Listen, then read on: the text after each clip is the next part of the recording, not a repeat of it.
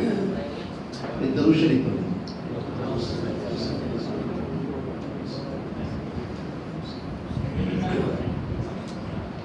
الحمد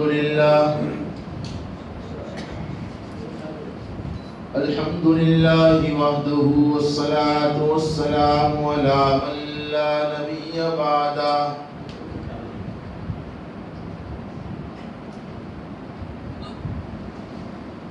أعوذ بالله من الشيطان الرجيم بسم الله الرحمن الرحيم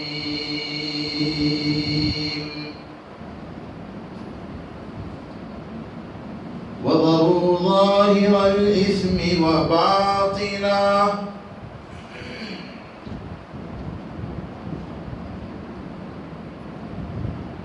وقال الله تعالى في مقام آخر وهو معكم أينما كنتم صدق الله مولانا العظيم وصدق رسوله النبي الأمي الكريم ونحن على ذلك لمن الشاهدين والشاكرين والحمد لله رب العالمين.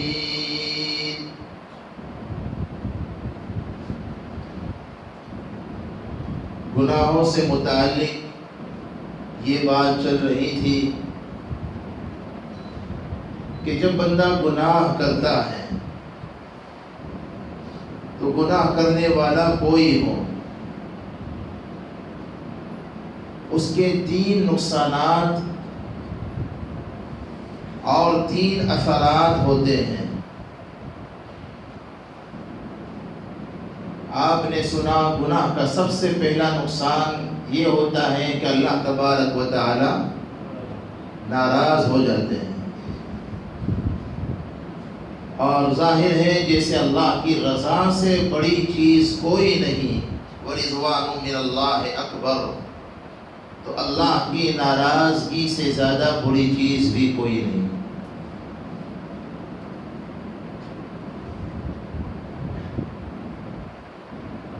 گناہ کا دوسرا نقصان یہ ہوتا ہے کہ دل کا سکون اللہ تبارک و تعالی ختم فرما دیتے ہیں، دل انسان کا بے چین ہو جاتا ہے، اور یہ بھی کوئی معمولی نقصان نہیں۔ تیسرا نقصان یہ بتلایا تھا کہ گناہوں کی وجہ سے انسان کا دل سخت ہو جاتا ہے اور سیاہ ہو جاتا ہے، تفصیلات آپ سن چکے ہوں۔ اس کے بعد گزشتہ کل آپ نے یہ سنا کہ جب اللہ تبارک و تعالی گناہوں پر پکڑ فرماتے ہیں تو اکثر گناہوں کو تو حق تعالی اپنے کرم سے یوں ہی معاف کر دیتے ہیں، کبھی کبھی اللہ تبارک و تعالی کی حکمت کا اگر تقاضا ہوتا ہے سزا دینے کا تو اللہ تبارک و تعالی سزا دیتے ہیں، پکڑ فرماتے ہیں۔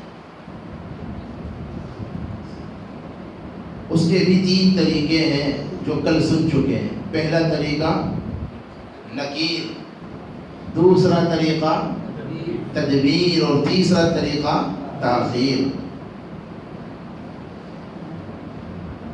آج اگر اللہ نے توفیق دی تو ہم یہ بتلانے کی کوشش کریں گے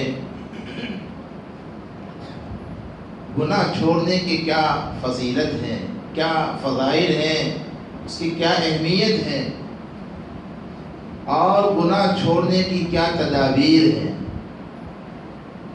میں نے بارہا یہ عرض کیا کہ یہ مضمون اس لیے بیان کیا جا رہا ہے، اعمال کے فضائل تو ہم بہت سنتے ہیں، اور اس میں کوئی شک نہیں کہ کسی بھی عمل کی فضیلت جب ہمارے سامنے آتی ہے تو شوق پیدا ہوتا ہے، اس لیے خود اللہ تبارک و تعالی نے بہت سے اعمال کے فضائل بتلائے قرآن میں، اور ہمارے آقا نے بہت سے فضائل بیان کیے تاکہ بندوں کا شوق بڑھے، جذبہ پیدا ہو عمل کا۔ لیکن میرے بھائیوں، اگر کوئی شخص نیکی کا اہتمام کرتا ہے، نیک اعمال کرتا ہے اور ساتھ ہی گناہوں سے نہیں بچتا، تو بعض اوقات نیکی کا اجر، بعض گناہ ایسے ہیں کہ ان کی وجہ سے نیکیوں کا اجر ختم ہو جاتا ہے۔ جیسے آپ جانتے ہیں حسد کے متعلق حدیث پاک میں ہمارے آقا فرماتے ہیں یہ ایک ایسا خطرناک گناہ ہے کہ جیسے آگ سوکھی لکڑی کو مٹا دیتی ہے، جلا دیتی ہے۔ جب انسان حسد کرتا ہے کسی پر، اور عموماً حسد ہوتا ہے کاروباری معاملات میں، یہ مجھ سے آگے کیسے بڑھ گیا، اور یہ بھی ایک حقیقت ہے کہ حسد دوسروں میں کم ہوتا ہے، اپنوں پر زیادہ ہوتا ہے۔ کسی کی دینی دنیاوی نعمت کو دیکھ کر دل ہی دل میں یہ تمنا کرنا کہ وہ نعمت اس سے ختم ہو جائے، زائل ہو جائے، یہ حسد اللہ کو پسند نہیں ہے۔ بعض علماء نے تو یہ فرمایا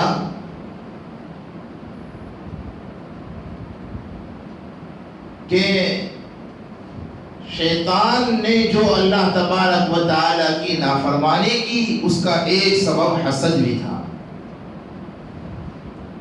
روئے زمین پر جو سب سے پہلا قتل ہوا تھا، قرآن میں واقعہ موجود ہے، قابیل نے اپنے بھائی حابیل کو جو قتل کیا، وَاتْلُ عَلَيْهِمْ نَبَأَ ابْنَيْ آدَمَ بِالْحَقِّ، اللہ پاک نے اس کا تذکرہ فرمایا۔ روئے زمین پر جو سب سے پہلا قتل ہوا، اس کا بھی ایک سبب حسد ہے۔ اب فی الحال یہ موضوع تو ہمارا نہیں ہے، ایک بات مجھے بتلانے کے لیے یہ دو چار باتیں میں نے حسد سے متعلق عرض کر دی، تاکہ اس کی برائی کو ہم سمجھیں اور حسد سے بچنے کی ہم کوشش کریں۔ آقا فرماتے ہیں ایاکم والحسد، اے لوگوں حسد سے بچو۔ بلکہ آپ دیکھیں نا، حسد بعض اوقات انسان کو کفر تک پہنچا دیتا ہے۔ سیدنا یوسف علیہ الصلوۃ والتسلیم کے ساتھ ان کے بھائیوں نے جو معاملہ کیا، سبب کیا تھا؟ حسد۔ قرآن پاک میں جیسے شیطان سے پناہ مانگنے کا حکم ہے، وہاں وَمِن شَرِّ حَاسِدٍ إِذَا، بولو نا، وَمِن شَرِّ حَاسِدٍ إِذَا حَسَدَ،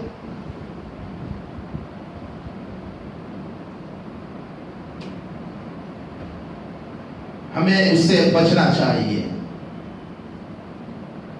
اللہ تبارک و تعالی ہماری حسد سے حفاظت فرمائے۔ یہ حسد ایک ایسا گناہ ہے کہ نیکیوں کو وہ برباد کر دیتا ہے۔ تو بعض اوقات نیکیوں سے زیادہ ضروری ہوتا ہے کہ انسان گناہوں سے بچے۔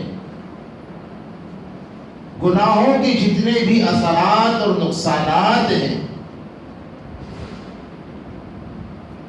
اور اللہ تبارک و تعالی کی پکڑ کے جتنے بھی طریقے ہیں، اگر ہم چاہتے ہیں کہ اس سے ہماری حفاظت ہو، بولو چاہتے ہیں کہ نہیں چاہتے بھائی؟ کون چاہتا ہے؟ سب چاہتے ہیں نا بھائی۔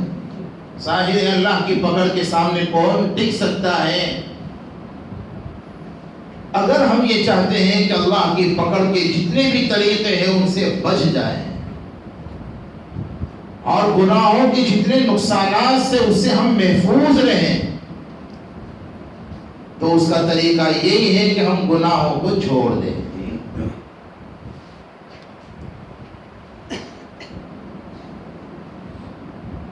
اللہ یہ چاہتے ہیں کہ میرے تمام کے تمام بندے گناہوں سے اپنے آپ کو بچائیں، اس لیے حق تعالیٰ نے قرآن پاک میں جہاں اور بہت سے احکام دیے، ایک حکم یہ بھی دیا، جیسے نماز کا حکم دیا، جیسے روزے کا حکم دیا، جیسے قرآن پاک کی تلاوت کا حکم دیا، جیسے صدقہ خیرات کا حکم دیا، جیسے یہ اللہ کے احکام ہیں، وہاں ایک حکم اللہ تبارک و تعالیٰ کا وہ بھی ہے جو قرآن پاک میں بیان کیا۔ قرآن پاک میں فرمایا وَذَرُوا ظَاهِرَ الْإِثْمِ وَبَاطِنَهُ، حق تعالیٰ نے ارشاد فرمایا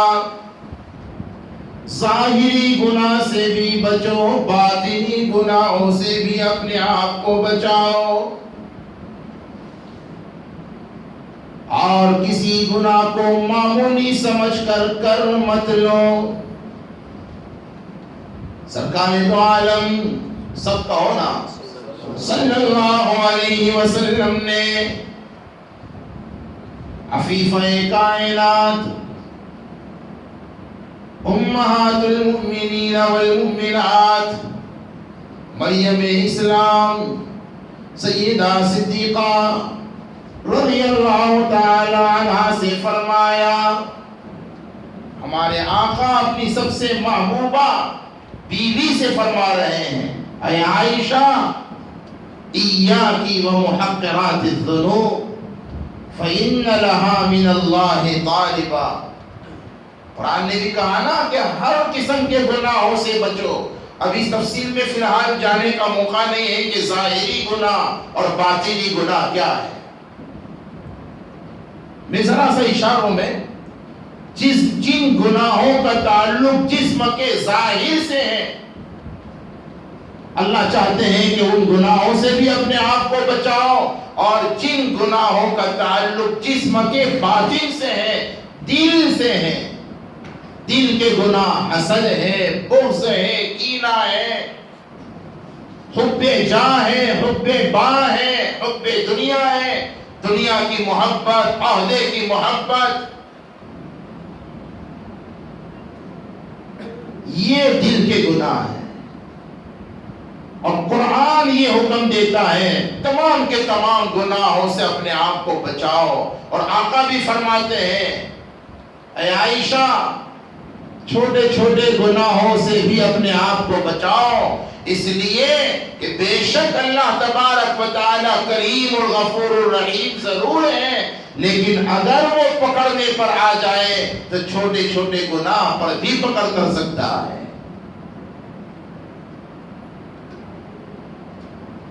ہمارے شیخ حضرت شیخ المشائخ مولانا قمر الزمان دامت برکاتہم فرمایا کرتے ہیں کسی بھی نیکی کو معمولی سمجھ کر چھوڑ مت دو، جب بھی کوئی نیکی کا موقع مل جائے یا جب بھی کسی نیکی کا دل میں تقاضا پیدا ہو، غالباً پہلے دن بھی میں نے کہا تھا کہ نیکی کا ارادہ یہ اللہ کا، بولو نا بھائی بھول گئے، نیکی کا ارادہ اللہ کا مہمان ہے، اس مہمان کی قدر یہ ہے کہ جیسے ہی نیکی کا ارادہ اور خیال دل میں آیا فوراً نیکی کا اس ارادے کو عمل میں لے آؤ، فوراً اس کا اہتمام کر لو، بات پر مت ڈالو، ورنہ ہو سکتا ہے شیطان تمہیں وہ عمل کرنے ہی نہ دے۔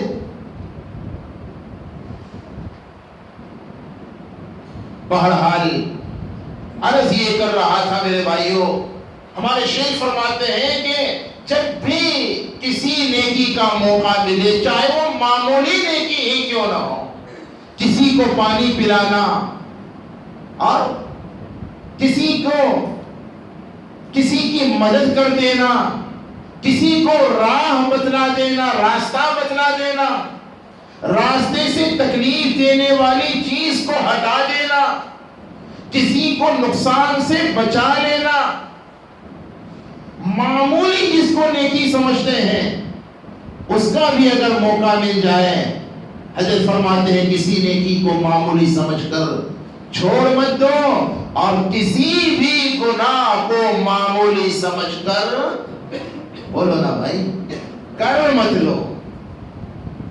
کیا پتا چھوٹی سی چھوٹی نیکی ہماری نجات کا ذریعہ بن جائے، اور یہ بھی ممکن ہے کہ چھوٹے سے چھوٹے گناہ پر ہماری پکڑ ہو جائے۔ مجھے یاد آ رہا ہے بایزید بستامی رحمت اللہ علیہ کا واقعہ مشہور ہے، غالباً آپ میں سے بہت نے سنا بھی ہوگا۔ حضرت شیخ الاسلام علامہ تقی عثمانی دامت برکاتہم نے بھی اپنے مواعظ میں اسے بیان فرمایا ہے۔ بایزید بستامی رحمت اللہ علیہ کا جب وصال ہو گیا، انتقال ہو گیا، کسی نے خواب میں پوچھا کہ حضرت اللہ کے یہاں آپ کے ساتھ کیا معاملہ ہوا؟ ان اللہ والوں کے واقعات کو بھی پڑھنا چاہیے۔ حقیقت یہ ہے کہ ان کے واقعات میں بھی بڑی نصیحت ہے، بڑی عبرت ہوتی ہے، بڑی ہدایت ہوتی ہے۔ حضرت نے فرمایا بڑا عجیب معاملہ ہوا، مجھ سے پوچھا گیا بایزید کیا لائے ہو؟ میں نے بہت سوچنے کے بعد یہ مناسب سمجھا کہ اللہ کو چونکہ توحید بہت پسند ہے، توحید اگر محفوظ ہے تو انشاءاللہ العزیز نجات یقینی ہے۔ جملے میں غور کیجیے گا، اگر توحید محفوظ ہے، ایمان کے ساتھ شرک کی ملاوٹ اگر نہیں ہے، عقیدے میں کوئی خرابی نہیں ہے، تو انشاءاللہ العزیز نجات یقینی ہے۔ اور اگر توحید میں گڑبڑی ہو گئی تو پھر معاملہ بہت گڑبڑ والا ہے۔ اللہ کو توحید بہت پسند۔ حضرت نے سوچا کہ یوں تو اللہ کی توفیق سے ساری زندگی علم و عمل میں گزری ہے، بہت سی چیزیں پیش کی جا سکتی ہیں، لیکن چونکہ اللہ کو توحید پسند ہے اس لیے توحید پیش کی۔ اللہ توحید لے کر آیا۔ لکھا ہے، کہا گیا بایزید توحید لے کر آئے ہو، اذکر لیلۃ اللبن، وہ دودھ والی رات بھول گئے؟ ایک مرتبہ بایزید بستامی رحمت اللہ علیہ صبح میں اپنے طلباء کے سامنے پیٹ پر ہاتھ رکھ کر فرمانے لگے، رات میں دودھ پیا تھا جس کی وجہ سے آج پیٹ میں، بولو نا، درد ہونے لگا۔ ہم تو روزانہ کہتے ہیں نا آج یار سویا نہیں، اس سے سر چڑھ گیا۔ پتہ نہیں ہمارا کیا حال ہے۔ بایزید اس وقت توحید کہاں چلی گئی تھی؟ پیٹ میں درد ہمارے حکم سے ہوتا ہے یا دودھ پینے سے ہوتا ہے؟ بایزید بستامی رحمت اللہ علیہ فرماتے بہرام، کبھی کبھی اللہ تبارک و تعالی ہماری عبرت کے لیے ایسی باتوں کو ظاہر فرما دیتے ہیں۔ اسباب کو اختیار کرنے کا تو اللہ تبارک و تعالی نے حکم دیا ہے، اور جن چیزوں سے بچنا چاہیے جو ہمارے لیے صحت کے اعتبار سے نقصان دیں، اس سے بچنے میں کوئی حرج نہیں ہے، لیکن بڑوں کی پکڑ کبھی کبھی چھوٹی باتوں پر بھی ہو جایا کرتی ہے۔ بایزید بستامی رحمت اللہ فرماتے میں حیران۔ اس کے بعد مجھ سے کہا گیا لیکن تمہاری ایک ادا ہمیں بڑی پسند آ گئی تھی، اور وہ یہ ہے کہ ایک مرتبہ رات میں سخت ٹھنڈیوں کا زمانہ تھا، آپ جب جا رہے تھے راستے میں ایک کتے کے بچے کو تڑپتا ہوا دیکھا، ٹھنڈی کی وجہ سے سکڑ گیا تھا، پریشان تھا، آپ نے اس پر رحم کیا اور اس کو اپنے ساتھ لیا، گھر لا کر کے اس کی ٹھنڈی کو ختم کرنے کا آپ نے انتظام کیا۔ تمہاری یہ ادا ہمیں بڑی پسند آ گئی اور اسی بنیاد پر ہم تمہاری نجات کا اعلان کرتے ہیں۔ میرے بھائیوں، کبھی اللہ تبارک و تعالیٰ کو کسی کی کوئی ادا پسند آ جاتی ہے، اس لیے کسی بھی نیکی کو معمولی سمجھ کر چھوڑ نہیں دینا چاہیے، کیا پتا کون سی نیکی سے ہماری نجات ہو جائے، اور کسی بھی گناہ کو معمولی سمجھ کر نہیں لینا چاہیے، کیا پتا کس گناہ سے ہماری پکڑ ہو جائے۔ حدیث میں بھی ہے، معمولی گناہوں سے بھی اپنے آپ کو بچاؤ، جسے بڑے گناہوں سے بچانا ضروری ہے، چھوٹے گناہوں سے بھی بچانا اپنے آپ کو ضروری ہے۔ اللہ اگر پکڑنے پر آئے تو چھوٹے گناہ پر بھی پکڑ کر سکتا ہے۔ وَذَرُوا ظَاهِرَ الْإِثْمِ وَبَاطِنَهُ، حق تعالیٰ نے یہی حکم دیا، لوگوں ظاہری گناہ سے بھی بچو، باطنی گناہ سے بھی بچو۔ اگر ہم نے گناہوں سے اپنے آپ کو نہیں بچایا تو میں عرض کر رہا تھا، یہ ممکن ہے کہ ہماری نیکیوں کا نور ختم ہو جائے یا کم سے کم نیکیوں کا اجر ضائع ہو جائے۔ غالباً حضرت عبداللہ ابن عباس رضی اللہ عنہما سے پوچھا گیا کہ حضرت، ایک شخص تو وہ ہے جو نوافل کا بڑا اہتمام کرتا ہے، نفلی عبادات اور اعمال کا اہتمام کرتا ہے، قرآن پاک کی تلاوت کرنا، تسبیحات کا اہتمام کرنا بہت مبارک عمل ہے، لیکن حضرت اس کے ساتھ ساتھ وہ گناہوں سے بھی نہیں بچتا۔ موقع ملتا ہے تو جھوٹ بھی بول لیتا ہے، موقع ملتا ہے تو رشوت بھی لے لیتا ہے، اور موقع ملتا ہے تو غیبت بھی کر لیتا ہے، نفلی عبادات اور اعمال کا بھی اہتمام کرتا ہے اور ساتھ ساتھ گناہوں سے بھی نہیں بچتا۔ اور دوسرا شخص وہ ہے جو فرائض اور واجبات پر اکتفا کرتا ہے، نفلی اعمال اور عبادات کا وہ اہتمام، بولو، وہ تہجدیں نہیں پڑھ سکتا، وہ زیادہ تلاوت نہیں کر سکتا، وہ زیادہ تسبیحات نہیں پڑھ سکتا، فرائض اور واجبات کو ادا کر لیتا ہے، اسی پر اکتفا کرتا ہے، لیکن گناہوں سے بھی بہت بچتا ہے۔ بات سمجھ میں آ رہی نہیں آ رہی؟ حضرت ان دونوں میں کون بہتر ہے؟ فرمایا میرے نزدیک وہ بہتر ہیں جو اگرچہ نفلی اعمال، یہ لفظ آپ سن رہے کہ نہیں سن رہے، نفلی اعمال اور عبادات کا اہتمام نہیں کرتا، صرف فرائض اور واجبات پر اکتفا کرتا ہے، لیکن گناہوں سے بھی اپنے آپ کو بچاتا ہے، یہ اللہ کے نزدیک زیادہ اہم ہے، اس کا مقام اللہ کے نزدیک زیادہ ہے۔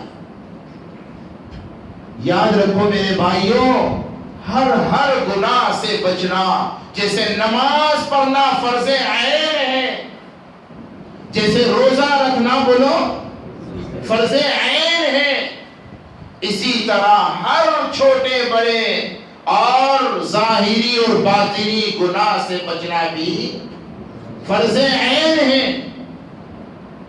ابا بچے تو وہ کافی ہیں، بیٹوں کو بچنے کی ضرورت نہیں ہے، ایسا نہیں ہے۔ ابا کے لیے بھی گناہوں سے بچنا ضروری ہے، اولاد کے لیے بھی ضروری ہے، شوہر کے لیے بھی ضروری ہے، بیوی کے لیے بھی ضروری ہے، عوام کے لیے بھی، خواص کے لیے بھی، ہر ایک کے لیے گناہوں سے بچنا ضروری ہے۔ سوال یہ پیدا ہوتا ہے کہ گناہ سے کیسے بچا جائے، اس سے بچنے کی کیا تدابیر ہیں، آدمی کیسے گناہ سے اپنے آپ کو بچائے۔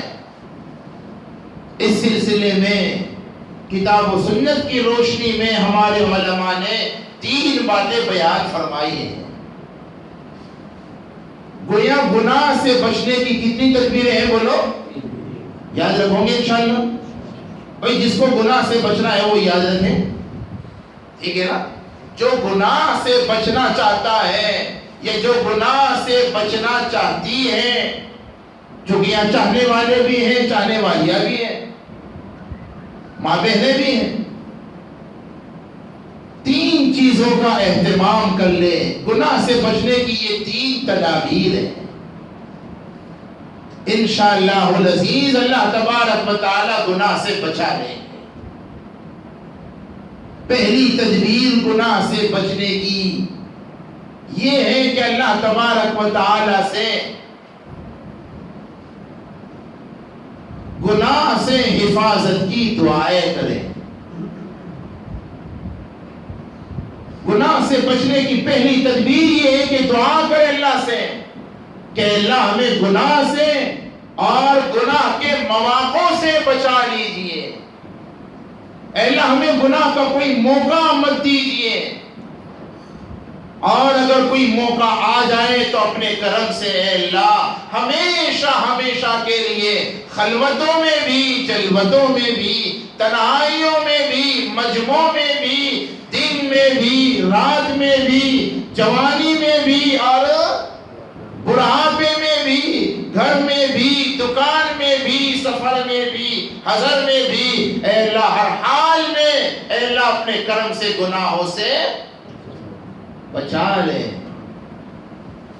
جیسے اور بہت سی چیزوں کو ہم اللہ سے مانگتے ہیں نا، اے اللہ اولاد کا اچھا رشتہ دے دے، اے اللہ اولاد کا نصیبہ چمکا دے، اے اللہ رزق میں برکت دے دے، کہتے ہیں نا، جیسے یہ دعائیں مانگی جاتی ہے اور مانگنی چاہیے، گناہوں سے حفاظت کی دعا بھی مانگنی چاہیے۔ گناہوں سے حفاظت کے لیے پہلی تدبیر یہ ہے، اور حدیث پاک میں آتا ہے، کئی روایتیں ایسی ہیں ہمارے آقا سے جو دعائیں منقول ہیں، کئی دعائیں ہیں جس میں ہمارے آقا نے اللہ سے معصوم ہونے کے باوجود گناہوں سے حفاظت کی دعائیں مانگی ہیں۔ آقا تو معصوم تھے، گناہوں سے اللہ نے آپ کو محفوظ رکھا تھا، اس کے باوجود آپ گناہوں سے حفاظت کی دعائیں کر رہے ہیں۔ ترمذی شریف کے اندر روایت ہے، یہ علماء جانتے ہیں۔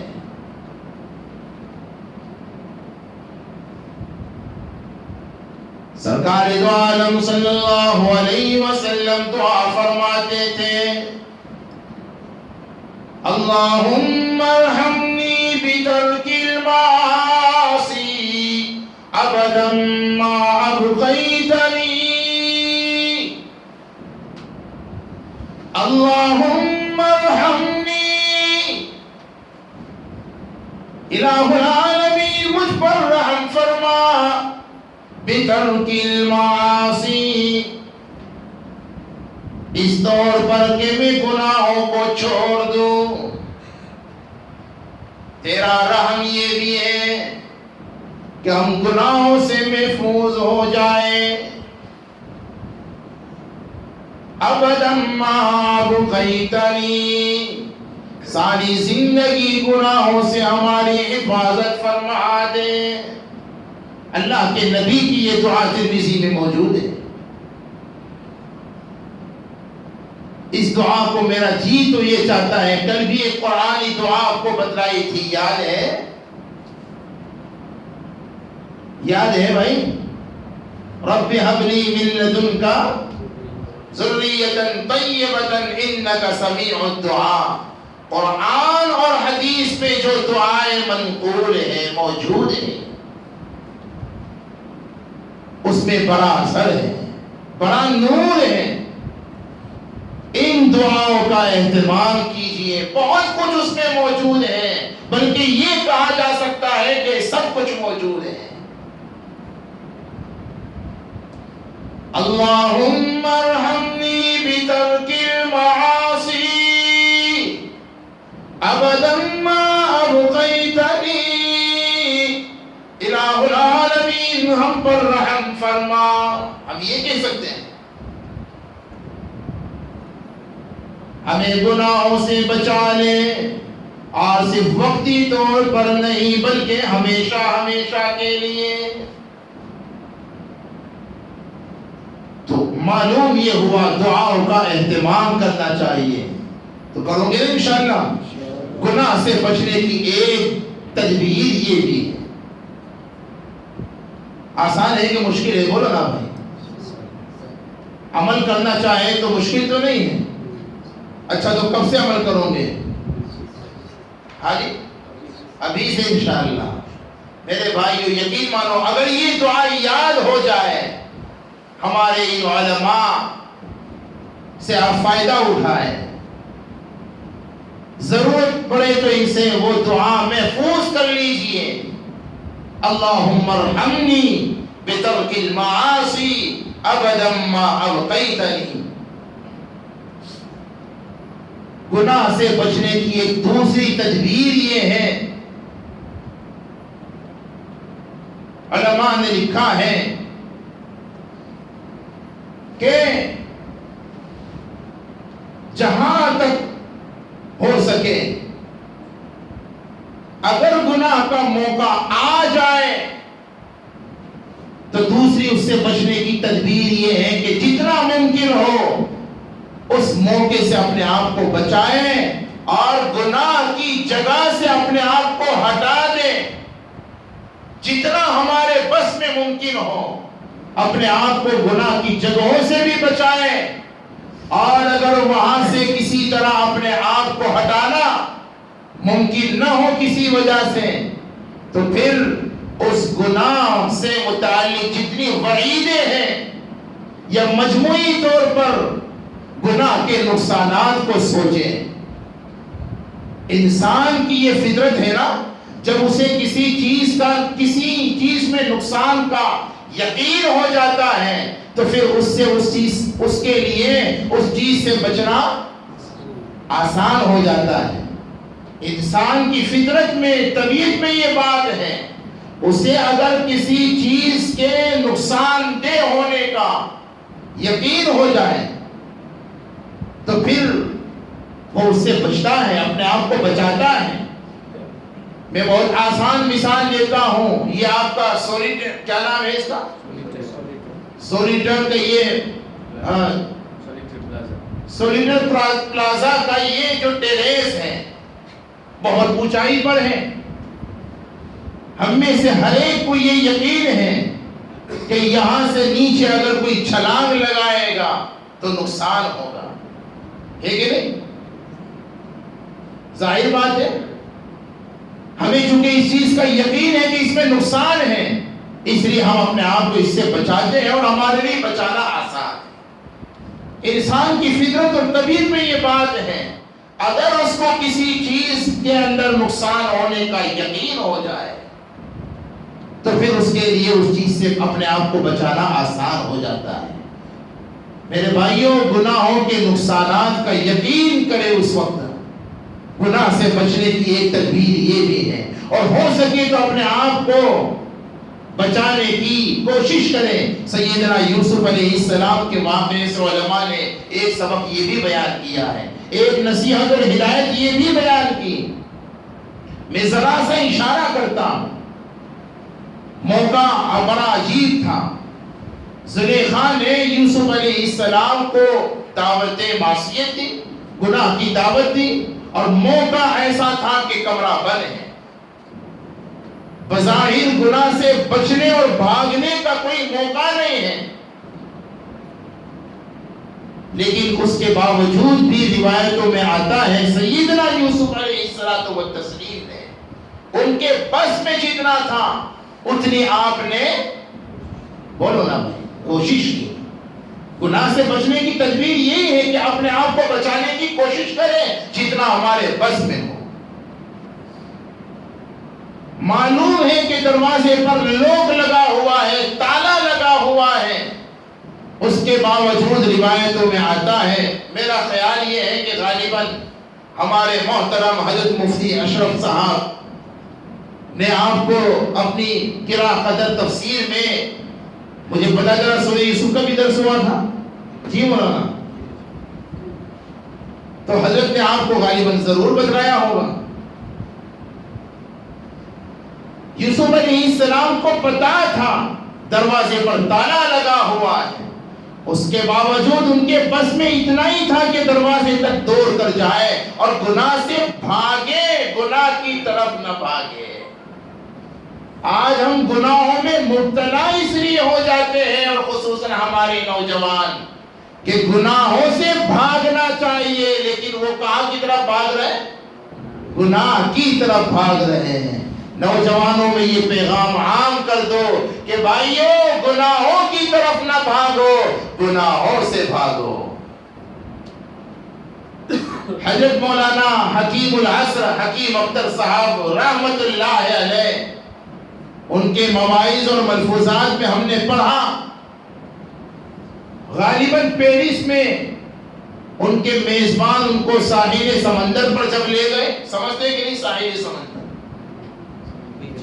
جی، تو وہاں کچھ نوجوان بھی تھے ان کے ساتھ میں۔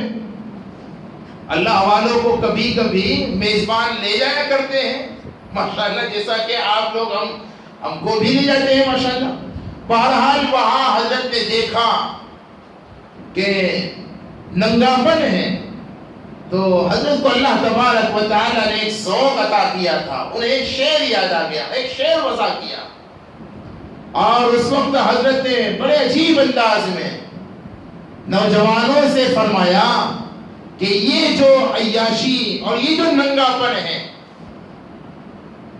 اگر تمہیں بھی گناہ کی کھلی دعوت مل جائے، مولانا نے مزاحیہ انداز میں شعر پہ بنا کر کے پیش کیا، فرمایا اے نوجوانوں، اگر یہ تمہیں گناہ کی دعوت پیش کرے اور کہے مائی ڈیئر کم ہیئر، اس نے کہا مائی ڈیئر، بولو نا، آپ تو ہم سے زیادہ انگریزی سمجھتے ہو، اس نے کہا مائی ڈیئر کم ہیئر، میں نے کہا نو پلیز، اس نے کہا مائی ڈیئر کم ہیئر، میں نے کہا نو پلیز، اس نے کہا کیا وجہ، میں نے کہا خوف خدا، اس نے کہا کیا وجہ، نامرد ہو، کہا نامرد نہیں ہو، بہت بڑا مرد ہوں، اس نے کہا کیا وجہ، میں نے کہا اللہ ولی۔ ہمارے اللہ والوں کا حال بڑا عجیب تھا،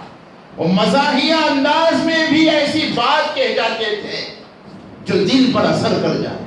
یہی ایک مومن کی شان ہونی چاہیے۔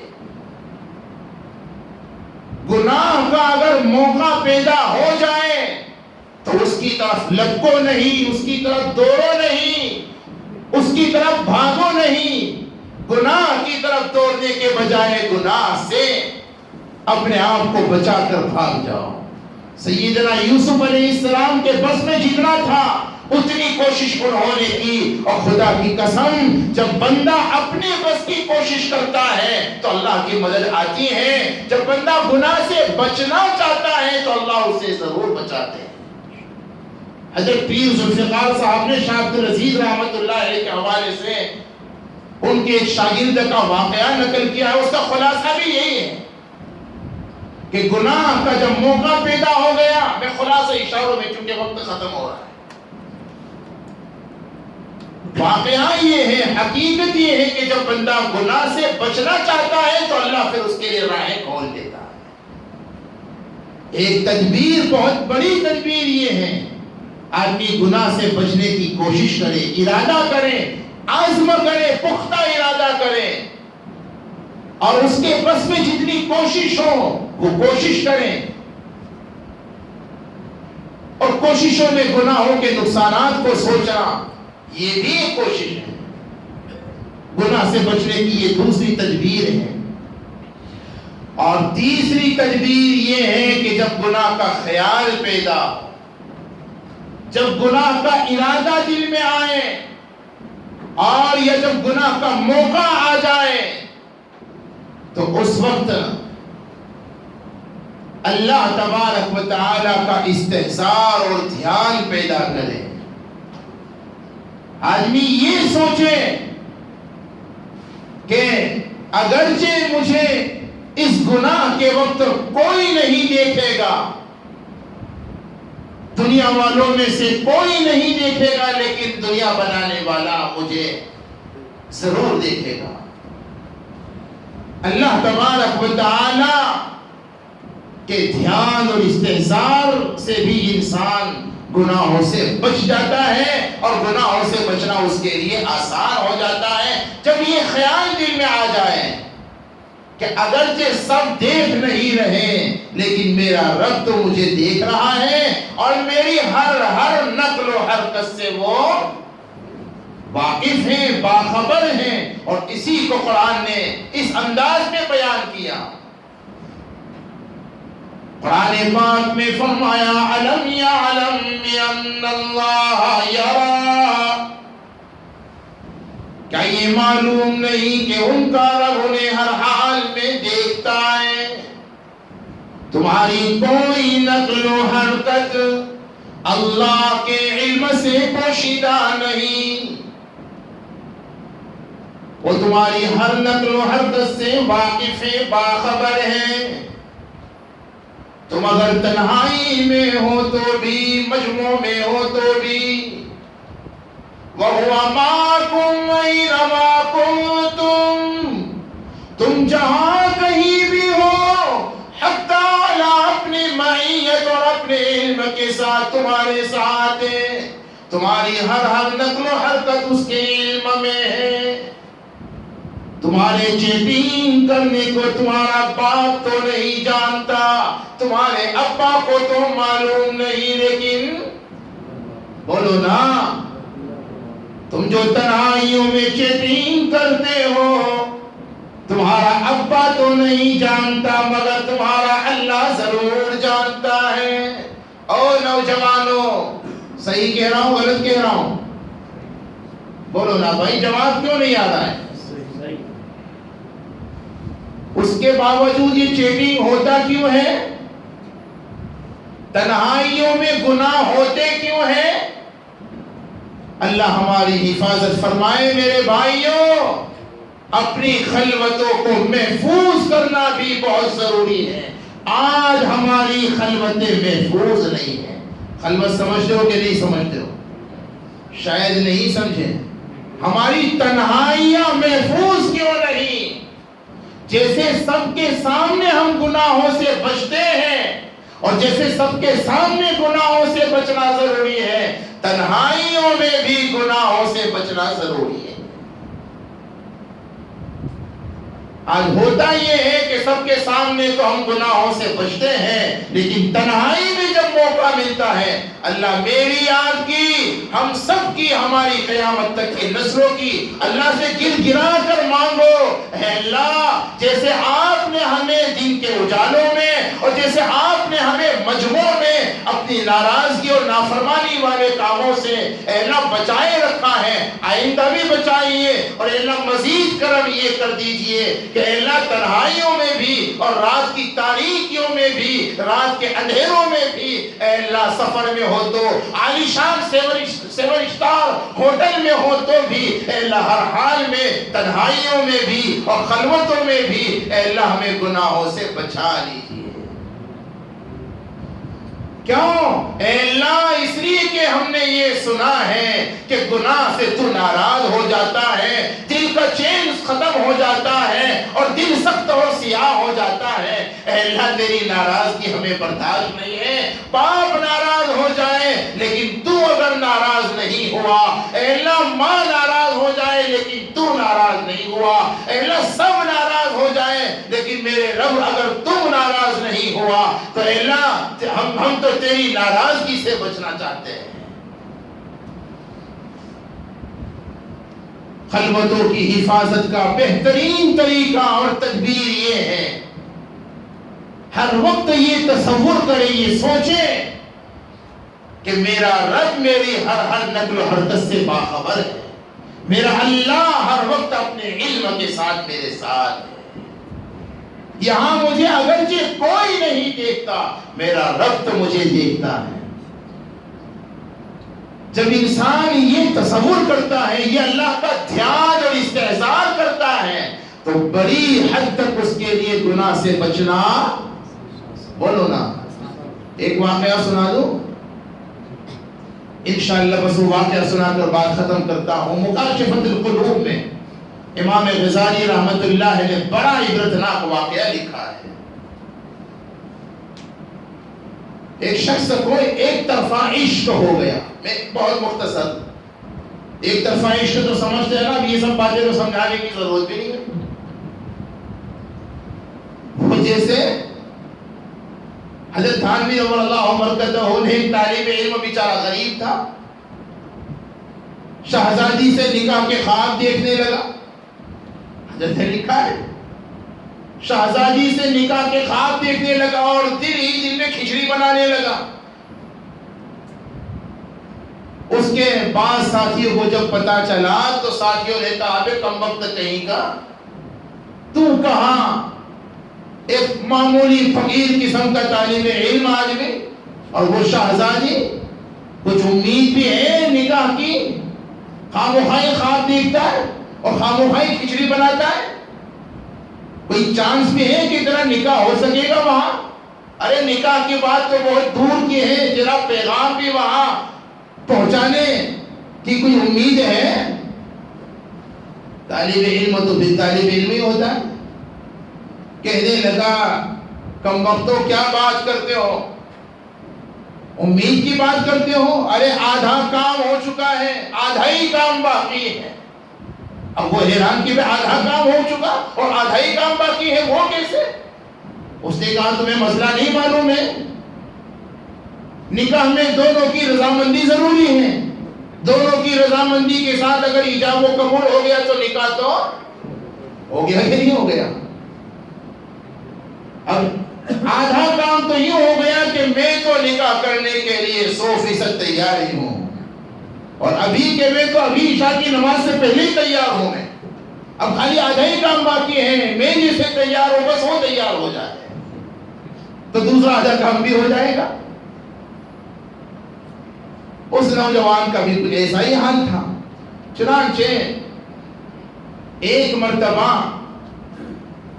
نوجوان نے رات کی تنہائی سے فائدہ اٹھاتے ہوئے اپنی معشوقہ کے پاس جا کر کے اپنے عشق اور محبت کا، کریو مت تم لوگ،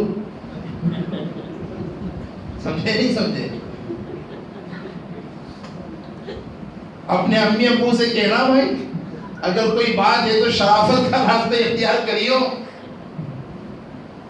بہرحال اس نے جا کر اظہار کر دیا اور کہنے لگا آئی لو یو. ایسا ہی کہنا